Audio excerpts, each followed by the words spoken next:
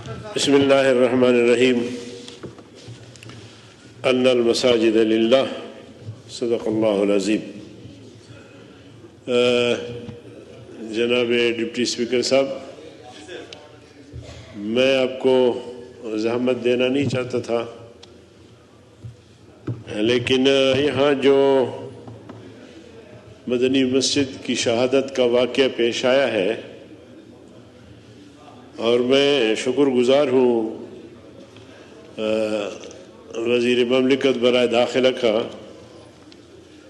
کہ اس نے اس مسئلے کے حل کے لیے کوشش شروع کی۔ 2 میٹنگیں ہماری ہوئی،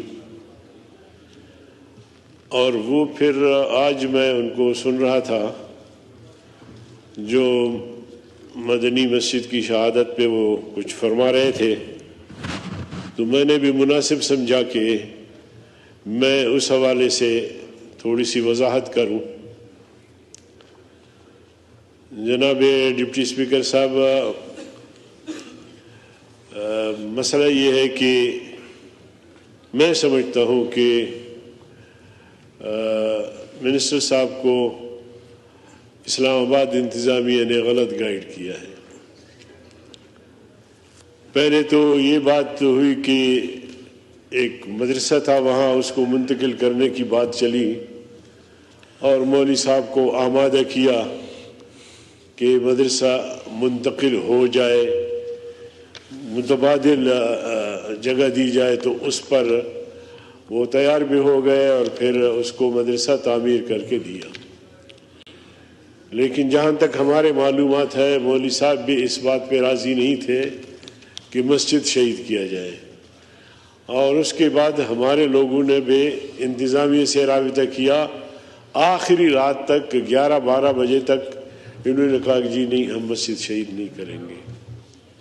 اب یہ موقف دے رہے ہیں کہ جی یہ مسجد جو ہے یہ اوقاف کی ہے، مسجد اوقاف کی ہو، کسی شخص کی نجی زمین پر ہو، مسجد مسجد ہے، اللہ کا گھر ہے۔ جب ایک دفعہ تعمیر ہو جاتی ہے تو پھر قیامت تک وہ مسجد مسجد رہتی ہے، اس کو شہید نہیں کیا جا سکتا۔ تو اس لیے انہوں نے شاید غلط گائیڈ کیا کہ جی مولوی صاحب بھی راضی ہو گئے، مسجد بھی چونکہ اوقاف کی تھی تو اس لیے مسجد کو بھی شہید کیا گیا، اور پھر راتوں رات شہید کر کے اور وہاں پودے درخت لگا دیے گئے۔ تو یہ کم از کم ایک اسلامی ریاست میں، پاکستان میں، یہ ہرگز نہیں ہونا چاہیے۔ اور اگر ہندوستان میں بابری مسجد پر ہندو حملہ کرتے ہیں، اس کو شہید کرتے ہیں، جج بھی ہندو ہیں اور جج فیصلے دیتے ہیں، اور اس کی روشنی میں یہ کچھ ہوتا ہے، تو ہم آسمان سر پہ اٹھاتے ہیں۔ یہاں پاکستان میں ملک بھر میں ہمارے مظاہرے رہے، جلسے جلوس، ہندوستان کی ہم نے مذمت کی۔ اور اگر پاکستان وہ بھی اسلام آباد میں، اور ریاست کے جو ہے وہ بالکل چھتری کے نیچے اگر اس طرح کا اقدام اٹھایا جائے گا تو یہ ناقابل برداشت ہوگا۔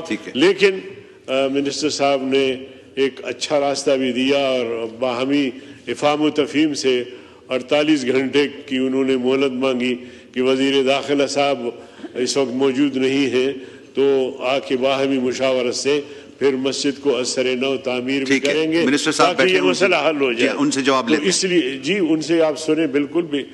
تو میں چاہتا ہوں کہ اس وقت مسئلہ ان کے اور ہمارے ہاتھ میں ہے، ہم اس مسئلے کو حل کر سکتے ہیں، لیکن اگر اس میں طوالت اور اس کو ہم لمبا کھینچیں گے تو آپ یقین جانیے پھر لال مسجد جیسا حادثہ رونما ہو سکتا ہے۔